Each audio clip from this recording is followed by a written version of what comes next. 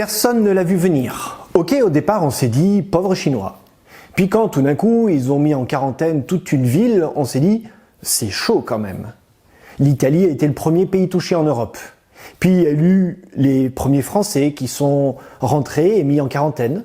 Là, on s'est dit, c'est juste là, chez nous. Puis les cas sont apparus dans l'Est, en Bretagne, à Paris, puis petit à petit dans toute la France, mais aussi en Belgique, en Espagne. Et enfin, le président de la République a pris la parole pour annoncer le confinement. Ce mois de mars 2020 était un mois bien chargé avec tout un tas d'activités. Le JYD, la semaine de prière, le mois de la jeunesse, des rencontres régionales, fédérales. Et tout d'un coup, tout s'arrête. Quand tu es au volant d'une voiture et que tu arrives près d'un rond-point, tu décélères petit à petit. Tu tombes un rapport, puis deux. Tu appuies sur le frein doucement. Mais là, rien à voir. On vient de prendre un mur en plein visage, de 100 à 0 km/h. Enfin, c'est tellement violent qu'on devrait plutôt dire qu'on vient de se prendre un mur en pleine gueule. Ça fait mal, physiquement, mais aussi sur le moral.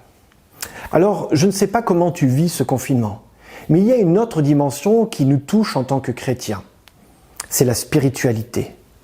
Tu as grandi dans l'église depuis ta jeunesse. Tu as entendu les prédications prophétiques sur la fin des temps, les grands cataclysmes et sur le retour de Jésus. Alors, est-ce le début de la fin? Est-ce qu'on est dans le temps annoncé depuis si longtemps dans la Bible? Notre monde va mal. Pour moi, ce n'est pas que la question du coronavirus. Nous savons qu'après le coronavirus, nous allons très certainement traverser une crise économique mondiale. Des milliers, voire des millions de personnes vont être au chômage, car leurs sociétés n'auront pas réussi à tenir le coup. Nous allons très certainement traverser une crise sociale, car depuis des années, les États baissent les budgets des hôpitaux, baissent les effectifs des personnels soignants, ferment des lits, voire des hôpitaux entiers. Depuis 2015, à la COP 21 à Paris, la planète entière a pris conscience de l'urgence de changer notre style de vie. Les pays ont ratifié les textes, se sont mis des objectifs et 5 ans après, on se rend compte que certains pays quittent cet accord, on ne diminue que très peu notre manière de consommer et donc notre empreinte énergétique. Finalement, on est resté spectateur de tout ce qui se passe autour de nous. On le savait, on le prêchait tous les sabbats à l'église, mais après le culte, on reprenait nos activités, nos sorties entre potes.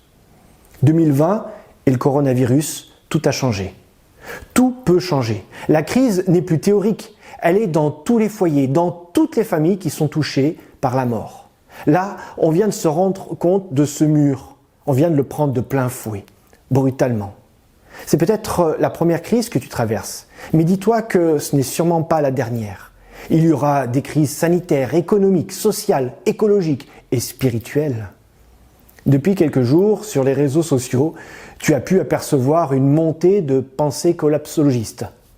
Ces gens annoncent un grand effondrement de toute notre société. Qu'en penses-tu? Personnellement, pour moi, la question n'est pas de savoir quand est-ce que ces crises arriveront, quels seront leurs impacts, mais la question la plus importante est de savoir comment je réagirai. Comment feras-tu face à ces crises? Ces jours-ci, on voit des gens se ruer dans les magasins pour acheter des pâtes et du papier toilette, sans se poser la question s'il y en aura assez pour tout le monde.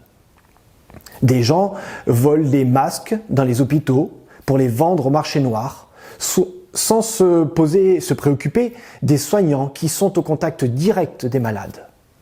On voit des gens complètement indifférents à tout cela, se balader tranquillement dans la rue comme si de rien n'était. Comment toi tu réagis à tout cela? Tout au long de cette semaine, nous parlerons des crises que nous traversons.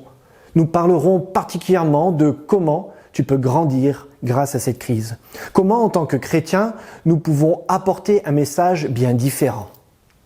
En ce début de semaine de prière, je voudrais te laisser avec cette histoire bien connue de l'apôtre Paul.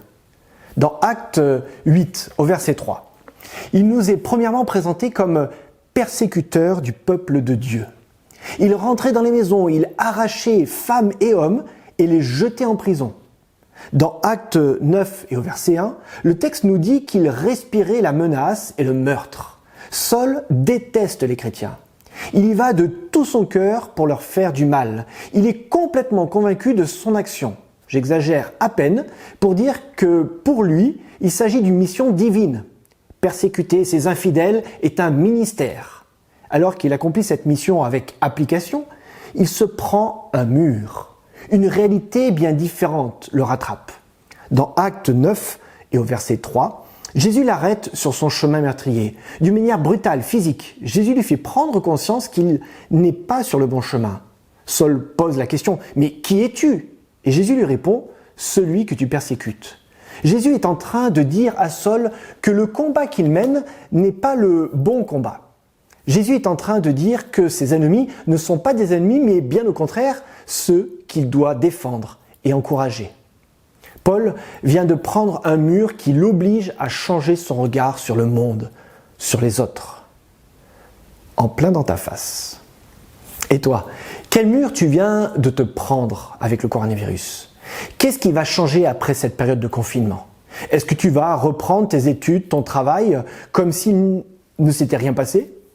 Je crois qu'en tant que chrétien, qu'en tant qu'adventiste, tout doit changer. Non pas que tu dois arrêter tes cours ou ton boulot, non, mais la manière de mener le combat et de définir quel est le véritable combat que tu vas mener. Tu ne peux pas faire comme si tu ne savais pas. Tu ne peux pas dire « Oh c'était bien sympa cette période intensive de Netflix et de jeux vidéo ». Notre monde ne sera plus le même.